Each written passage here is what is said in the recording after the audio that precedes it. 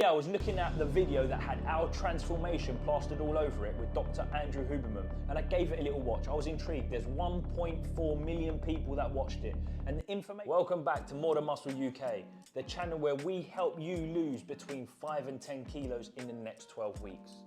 In this video, I'm going to be sharing with you the 20 weight loss mistakes that I see continuously done. So in our last episode, I shared the 4 pillars that you need to abide by in order for you to achieve a transformation like my client Ben. Now last week, I was just scrolling through YouTube and I saw our transformation picture, the one that I took on another person's YouTube channel. And guess what? It had over 1.4 million views and Dr. Andrew Huberman plastered all over it. So yeah, I was looking at the video that had our transformation plastered all over it with Dr. Andrew Huberman, and I gave it a little watch. I was intrigued. There's 1.4 million people that watched it. And the information on there was similar to the information in our video sharing the 4 pillars to get that transformation. So hey, Dr. Andrew Huberman saying the same stuff as us, so I recommend you go back, watch our video and achieve an epic transformation just like our client Ben did. So before we get going with this episode, please remember to subscribe, like and comment. Every comment that comes through, myself or Natalie will jump on and we will look to coach you through your own personal weight loss journey. Right, back to today's video. I'm going to be sharing the 20 weight loss mistakes that you need to stop making. Mistake number 1, the go hard or go home mentality. A common one, I see it all the time. I've seen it in myself, particularly when I was playing a decent level of football. I would think, get out there, train as hard as I could, frequently, every single day, and all it ended up doing was burning me out. So then my performance levels dipped. All you actually do is crash and burn. The fatigue level goes up, and guess what? Weight loss, when we think about it, isn't that difficult. We just have to show up on a regular basis and we have to control our fatigue levels. So going hard and going home is a surefire way for you to crash and burn. Think about this. If you put the pedal to the metal on a car, going as fast as you can, all you're really going to do is hit a wall and crash and burn. But if you're cruising along, you're going to find the right path, sustain the journey and get to your destination. Mistake number 2, looking at your foods as either healthy or unhealthy. And this was a common question that came up on a walk that I had with George earlier in the week. He was saying to me, Andy, what do you think of smashed avocado on granary toast with 2 eggs? And I kind of laughed. I said, look, these things are really healthy for you. All those foods in isolation's great. But what it actually does is mount up a heap of calories. I'm not saying don't eat foods that are higher in micronutrients, good macronutrients, but we must quantify foods if we're looking at our weight loss journey. And it's a big mistake people make. They just eat foods that get billed as superfoods or really healthy for you.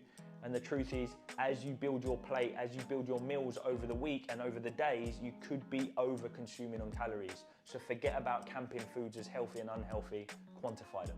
Mistake number 3, not considering your liquid calories. Again, this is so common. We see people having drinks that contain calories. We see people cooking with oils that obviously contain calories, and guess what? Cooking oils are your densest calorie. If you think about it, coming from the macronutrient of fat, every gram of fat is 9 calories, whereas the other ones are 4.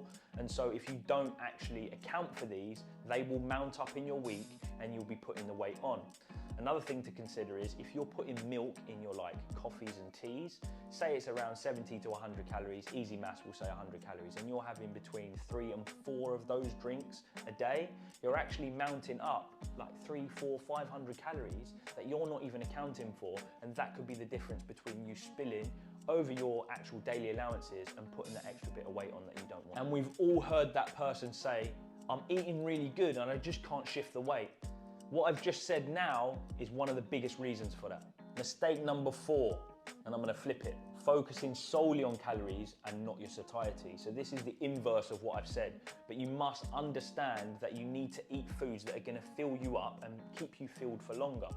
So we've spoken about this in previous videos when we've gone, a Big Mac and chips is like this on your plate, and maybe it's like 700-800 calories, but you could get a huge stir-fry bowl full of veggies, micronutrients and a bit of protein for equal calories or less, but that will keep you fuller for longer, which will stop you over consuming throughout your day and week. And you know, it goes towards your satiety. So not just looking at your calories, understanding how it keeps you full. Mistake number 5, the law of thermodynamics, and it will always stand true. Meaning calories in versus calories out will dictate whether you put weight on or you lose weight. How you assimilate your calories is down to the individual and your physiology, but we have to be accounting for how much we're burning and how much we're intaking, because this will be your energy balance and how you either put weight on or lose weight. Mistake number 6, account for your micros, not just your macros. And what I mean here is you don't need to measure every ounce of it, but we have to understand that the foods that we eat needs to contain good micronutrients. It's good for your immunity, it's good for your cellular function, it's good for your hormone function. Micronutrients are a large part of many things that go on with your own physiology, and it keeps you healthy. So for example, for those of you that don't understand what micronutrients are, they're like your vitamins and minerals. So things like iron, things like vitamin C, vitamin B. These things are really important, and you will get these from your food, and it's important that you factor them in. And the reason why this relates back to your weight loss is performance. If you feel good, you do things better. If you do things better, you can do things for a sustained period. And we said your weight loss is about doing the right things over a longer period of time and reducing fatigue, because it's going to mount up as you're working out. So your micronutrients are an integral part of your health and performance. Mistake number 7, sleep. We've spoken again about this in previous videos, but he who sleeps the best lives the best, and it's an integral part of performance, recovery, and your weight loss journey, so that you can keep doing the things that you need to do. One of the most important things with sleep is that you sleep in good cycles. Yes, you need between 7 and 8 hours a night. However, what you need is that consistent cycle of sleep. A big mistake we see people make is they might get between 4 and 5 hours a night during the week, and then at the weekend they could get somewhere between 8 and 12 and look to catch those things up. This is not what we're looking for. We need to keep those consistent hours throughout the night so that you're not having sleep deficits. Now, some of the things that I recommend you do is make your room a bat cave. No light in there, make it nice and dark. Keep it at a nice cool temperature. Silk sheets. You might laugh at me saying this, but if you're comfortable, you're gonna sleep better, and silk does it for me. The other thing is blue light exposure. Try and reduce this. So read a book instead of watching TV, or throughout the day, wear some blue light goggles or glasses. We're always working on a laptop or looking at a phone. So these things can stimulate you and keep you, like, your mind working throughout the night, and you won't get a good night's sleep. The other thing is trying to reduce your caffeine intake from 3 o'clock onwards.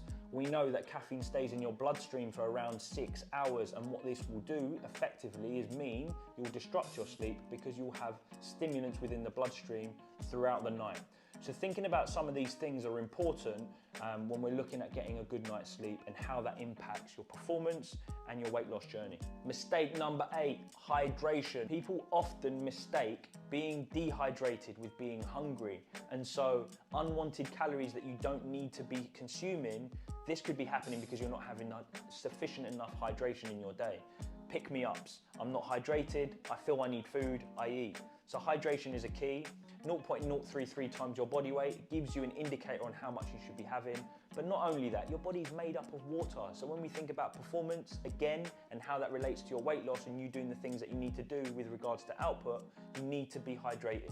Mistake number 9, favoring cardio over weight training when we're looking to lose weight. Now, it's important that you weight train because, one, it helps you with your function, it helps you get stronger, and it helps you move better. If you can do this, you'll move more often pain-free, and you will sustain the things you need to do over the journey of your weight loss journey for a longer period of time. Now, am I saying you shouldn't do any cardio? Of course you should, but it will enable you to do your cardio at a better level without pain. Often we see people coming to us beginning their weight loss journey a little bit overweight and a little bit heavy, starting with cardio, feeling their joints, their lower backs, crashing and burning, go hard or go home mentality, and then not lasting the duration that they need with their weight loss journey. The other thing is sculpting your muscles. When you're weight training, you're going to not only lose weight, but you're going to enhance your body composition throughout that journey. Mistake number 10, protein. Today I'm going to speak about 2 misconceptions that people have with it. Number 1 is after a workout, the window when you should have protein. Now, your body doesn't work like this. Remember, our ancestors, they used to go long windows of time without consuming anything. So you not having your protein milkshake 20 minutes after your workout is not really going to scupper your goals. Just think about the total amount of protein that you should be ingesting over the day and over the week. Now, the second one is, and this is something that George said to me again on our walk, is what happens if I consume more than 20 grams of protein? Like, will it go to waste? Again, your body doesn't work like this. It's designed for feast and famine. It's designed for when you do not have any protein. So if you do consume a little bit more, your body will store it. That's what your liver's for. It will hold on to the amino acids for when you need to use them and you haven't had any food over time. So I wouldn't worry too much about windows, having too much of it. Just understand how much you should be having in total, and then you can spread that out whenever you get your hands on some food. But protein, an essential part of your weight loss journey. Mistake number 11, I've run out of fingers. Don't forget to eat your plants. It's so important to eat your plants. It's a big part of your plate. Earlier I spoke about micronutrients. Largely you're going to be getting them from your plants. Now, we've heard people say in the past, don't eat your fruits because they got sugar in them and you're going to get fat. This is so crazy. Your fruits can help you with sweetness, with satiety, with energy, and they're a huge part of your plate. So include them. Do not get rid of them because you're worried about things like fructose. The other thing to think about is health. Your plants are going to have things like fiber in them, which is going to aid towards your weight loss goal. We know that fiber helps with digestion, so you can move bowels. We've spoken about weighing yourself and what happens with the fluctuations of weight. So you need fiber in your diet. But the other thing that fiber does with the digestion is it helps you release fat. It helps you drop body fat. So it's important that you have fiber within your diet, and you'll get these from plants. Mistake number 12, I'm not going to go into depth because we've got a big video on our YouTube channel about this, but weighing yourself wrong, having the wrong relationship with the weighing scales, not understanding the data and not using it to your advantage. So weigh yourself correctly. Watch that video. Mistake number 13, following the latest fad diet in the magazines. This does my head in. What we tend to see is people going from one diet to the next diet and not giving it any chance to get any results. Also, yes, I'm all for the latest research, but finding what works for you using an evidence-based approach like the More Than Muscle way, where we work on the principles of nutrition and building it around your work and lifestyle, is the key to losing weight. So stop hopping around, stop listening to the latest research, and do the wise thing, listen to us. Mistake number 14, relying solely on supplements. They do exactly what they say on the tin. They're supposed to supplement your diet and lifestyle. So if your biggest part of your day is your supplements, you're doing something majorly wrong with your nutrition. So don't do that. Mistake number 15, listening to the wrong people. Listen to us. Remember, you've all been at the dinner table where you've been doing something right, and someone in the family's gone, "Why are you doing that? It's so unhealthy. Why are you doing this?" Remember, listen to the right people who know what they're doing and stay on track with the things that you are doing, and you'll get to your weight loss goal. Mistake number 16, I'm not going into depth with this because again, we've got another video where we've done this on carbohydrates. Carbohydrate, they hydrate you. That's why you put a little bit of weight on when you ingest it. You should not be excluding carbohydrates out of your diet. And so, don't do that. Listen to the right people, as I said in the previous mistake, and continue with your weight loss journey doing the right integral things with your diet. Mistake number 17, not following a structured program. For me, the difference between exercising and training is training has a specific outcome. Now you have a weight loss goal. That means there's a specific outcome. So working week on week with a trainer or with a program where you're progressing and you can see where things are working is a really important thing. Don't just exercise, because what you'll end up doing is not understanding the variables of the things you're doing, increase your fatigue, hit a wall, and there's no room for improvement or progress. So follow a structured program. Don't hop around things. Mistake number 18, not utilizing your rest days as active. And what I mean here is an active rest day. Now, our previous video, we opened up what this would look like for you. So if you've got 10 minutes, go and check it out and understand exactly how we do our active rest days and help yourself progress with your weight loss journey. Mistake number 19, not thinking about the largest window of activity. And in fact, this is your NEAT. It stands for non-exercise activity thermogenesis. So for you guys, what that means is you're fidgeting, you're moving, your unconscious stuff that you're not doing that is programmed in. So for example, when you're training, that is structured in. That's called E, exercise activity thermogenesis. We're talking about NEAT, everything you do in your day that is unstructured. If you live an active lifestyle where you're doing things subconsciously, the likelihood is you're going to burn way more calories. The mistake people make is they focus so much just on their training. The smallest window, think about it, it's probably an hour a day, 5 hours a week, 7 hours a week, 3 hours a week, depends how many times you go to the gym and train.